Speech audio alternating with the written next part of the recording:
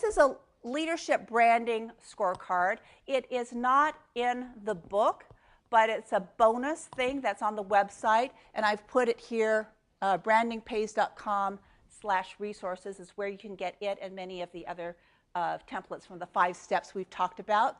But and this is in your handout as well. But if you look at this, I've listed 10 things. Now, this is not an exhaustive list, but it will help you to kind of think through cake and icing.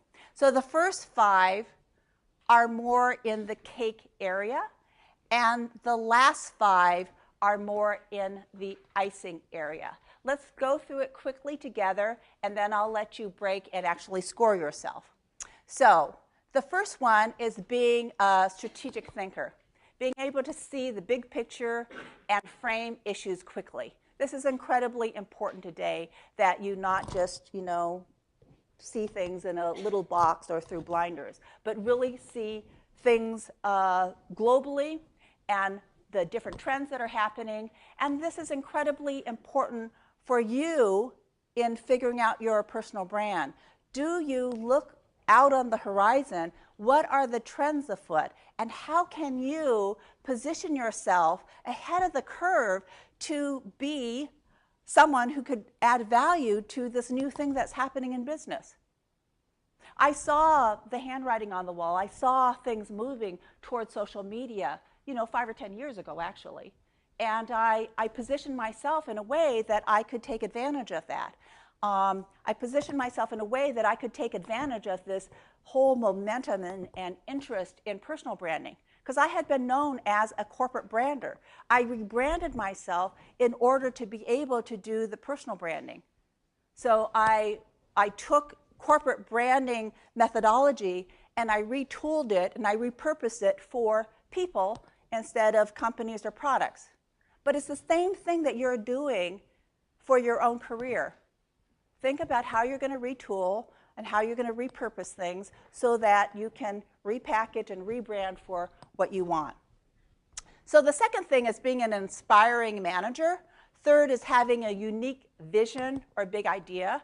I can't stress enough how important it is to have a vision or a point of view, something that you're known for. And so many executives now are known for their thought leadership that transcends their company.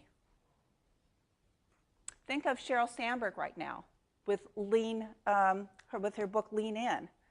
That really, she was a known figure before, but that really catapulted her to a whole new realm. And so having thought leadership and having people buy into that vision that you have can be incredibly important. Not only outside a company, where you might be blogging or tweeting or whatever about things, but also inside your company.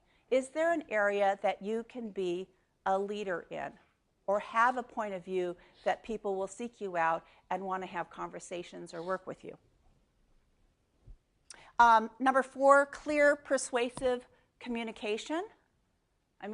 We live in an age of communication and engagement, and you have to be able to do those things. Influencers advocate for you. We talked a little bit about the ecosystem. Do you have the right relationships? And do the right people know what you're all about? That's really key. It doesn't matter if everybody knows everything about you, but the right set of people need to know about you. Do you have emotional intelligence? In the 21st century, emotional intelligence has become incredibly important. That is the ability to have empathy, the ability to communicate. It's actually people with emotional intelligence are better managers. We put so much stress on technical skills that sometimes we forget about the soft skills.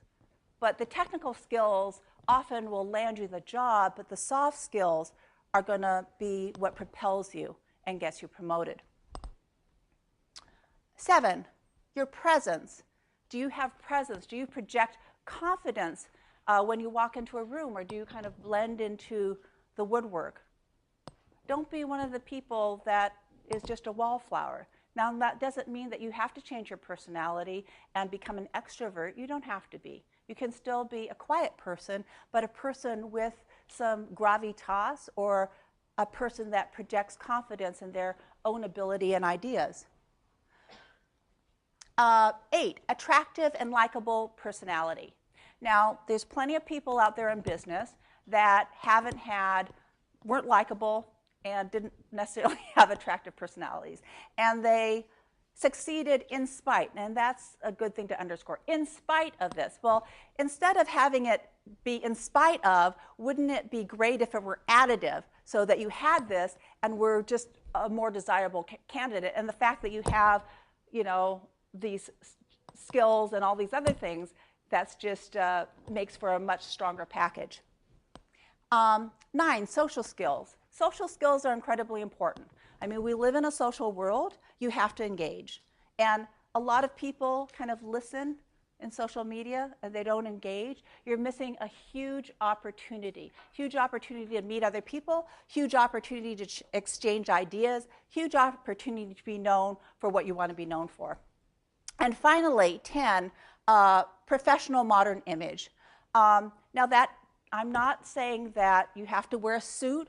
It's not appropriate for a lot of jobs in Silicon Valley. But you need to dress appropriately for whatever you want to do. So I want you to spend, just a few minutes scoring yourself.